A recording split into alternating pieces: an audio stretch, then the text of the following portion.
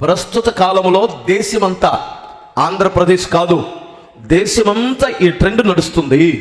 అందుకని మీ పిల్లలు ఎవరు సహవాసం పడుతున్నారో, ఏ సహవాసానికి వెళ్తున్నారో ఫస్ట్ గమనించండి. అవునా? రెండవది, వారిని దేవుని యొక్క మార్గములో పెంచండి. చిన్నప్పుడు, మరి కొంచెం పెద్ద అయిన తర్వాత నీకు అలివిగాడు, చిన్నప్పటి నుంచి వస్తే ఆశీర్వదించబడతాడు. ఇంకా ఒక్క మాటతో చెప్పాలంటే నా అనుభవం నుంచి నేను చెబుతున్నాను. నువ్వు ఒక్క ఆదివారమే నీ బిడ్డను తీసుకొని వచ్చి అలా చూపించి నీ పక్కనే కూర్చోబెట్టుకొని తీసుకొని వెళ్తే ఎంతవరకు గ్యారంటీగా ఉంటాడో తెలియదు. కానీ నా అనుభవంలో నేను చెబుతున్నాను. అరే వాడేడురా, ఎర్రటోడు ఆడేడు, సండే స్కూల్కి వెళ్ళాడు. ఆడండి ఎంతగా పాడయ్యాడంటే అంతగా పాడయ్యాడు.